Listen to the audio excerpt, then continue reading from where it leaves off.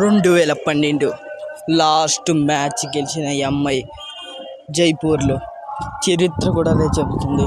మీరు గెలిచి 14 ఏళ్ళు అయిందని ఈ స్టేడియంలో. కానీ ఆ చరిత్రను తిరగరాసింది ఈ అమ్మాయి. 100 రన్నులతో గెలిచి విజయాన్ని తీసుకునింది. 14 ఏళ్ళ తర్వాత మళ్ళీ ఈ అమ్మాయి గెలిచిన, నేనైతే రికార్డులో మాట్లాడుకున్నామా, 14 ఏళ్ళ తర్వాత మళ్ళీ అమ్మాయి అయితే మ్యాచ్ గెలిచింది జైపూర్లో. అయితే మళ్ళీ Rohit Sharma back to back ఫామ్లోకి అయితే వచ్చేసాడు. పోయిన మ్యాచ్ పోయిందనుకో, ప్రతి మ్యాచ్ కొట్టాలంటే కొట్టలేదు. రికల్టన్ అయితే మంచి ఫామ్లో ఉన్నాడు మామ.